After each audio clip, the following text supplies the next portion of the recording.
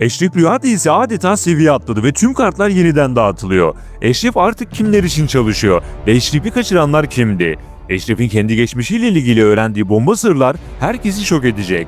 Orta Doğu işinde Ölü Yaşar'la karşı karşıya gelen Eşref'in sıradaki hamlesi tüm izleyenleri ekranları kilitleyecek. Ölü Yaşar ise öyle bir karşı atak yapacak ki Eşref neye uğradığını şaşıracak.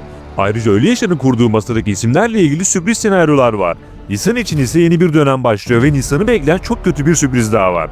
Şimdi hepsinden ve daha fazlasından bahsedeceğiz. Eşref'in babasıyla ilgili bomba teorimizi de sizlerle paylaşacağız. Hemen başlayalım.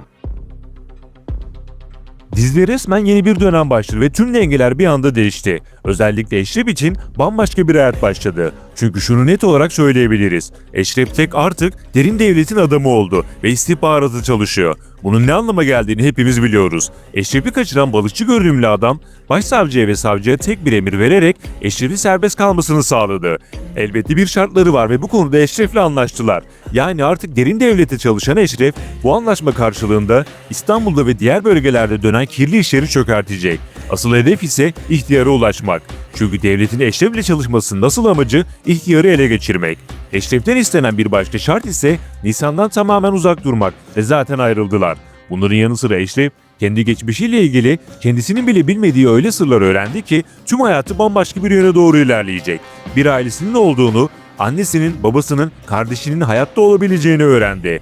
Yetim büyüyen ve yıllarını yetimler içinde geçiren Eşref için elbette bu sırlar çok sarsıcı oldu. Hatta bu sırlar ileride Eşref'in ölüm sebebi olacak. Kısacası ilerleyen bölümlerde Eşref'in ailesiyle ilgili yeni senaryolar bizleri bekliyor. Hatta Eşref'in babası konusundaki teorimize göre bir ihtimal ihtiyar Eşref'in babası çıkabilir. Buna şaşırmayız. Evet, Eşref'in arkasında artık çok büyük bir güç var. Sağlara yeniden dönen Eşref, Ölü Yaşar'la ilgili ilk karşılaşmasını yaşadı ve masayı devirerek raconunu kesti. Şimdi gelelim bu konudaki bomba sürprizlere. İhtiyarın has adamlarından Ölü Yaşar gelir gelmez hızlı bir şekilde masayı kurdu. Orta Doğu işi için 7 kişilik güçlü bir masa kuruldu. Bu masada başta Ölü Yaşar olmak üzere Kadir, Hıdır, Kenan, Günahkar, Varyemez ve Şahin var. Bu noktada Günahkar'a ayrı bir parantez açalım. Muhtemelen Günahkar karakteri Müslüm'ün aramaya başladığı kardeşi Cahit olabilir. Bu karakterle ilgili sürpriz senaryolar olacak. Masadaki diğer karakterlerden Varyemez ve Şahin ise son derece gaddar olup planlara sadık kalacaklar. Kenan ve Kadir ise bir anda bozuştular ve yol ayrımına gittiler. Kenan bir üst lige çıkarak Kadir'e rez çekti. İleride Kenan, Kadir'i bir kez daha satıp Eşref'in tarafına geçse bile şaşırmayız. Hıdır ise Ölü Yaşar'ın kurduğu bu masada Eşref'in eli kolu ve içerideki adamı oldu. Kısacası Ölü Yaşar masayı kurdu ancak masa kurulur kurulmaz Eşref dağıttı. Elbette Ölü Yaşar bu raconun altında kalmayacak ve hızlıca karşı hata geçecek. Sıra dışı hamlelerle Eşref'e ve ekibine zor günler yaşatacak.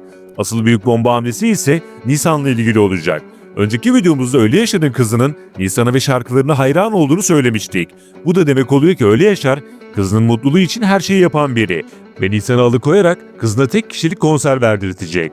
Kısa bir süre sonra Nisan'ı Ölü Yaşar'ın yanında gören Eşref bir kez daha neye uğradığını şaşıracak. Böylece Ölü Yaşar Eşref'i zaafından vurmuş olacak. Tüm bunların yanı sıra Eşref, derin devletten aldığı talimatla Nisan'dan tamamen uzak durma kararı aldı. Nisan tam rüya olduğunu Eşref'e söyleyecekken, Eşref'in tavrından dolayı bundan vazgeçti ve bu ikili tamamen ayrıldı. Fakat ayrılıklar da sevdaya dahildir ve birbirlerini sevmeye devam edecekler. Yeni senaryoların başlamasıyla beraber rüya konusu biraz daha ertelenmiş oldu. Aslında dizideki aksiyon açısından bu durum daha olumlu oldu diyebiliriz. Nisan ise şarkıcılığa geri dönecektir. Diğer yandan meslekten uzaklaştırılan Çiğdem iyice kafayı sıyırdı. Savcı Selma kızıyla özel olarak ilgilenecek ve Çiğdem bir süre pusuya yatmış olacak. Ayrıca savcının da son bölümde tavırları değişmeye başladı. Geçmişte bir takım usulsüzlükler yaptığını öğrendik ve yeni bölümlerde Savcı Selma ile ilgili beklenmedik sürprizler görebiliriz. Yeni gelişmelerden ve videolardan anında haberdar olmak için kanala abone olup bildirimleri açabilirsiniz. Bir sonraki videomuzda görüşmek üzere. Kendinize iyi bakın, hoşça kalın.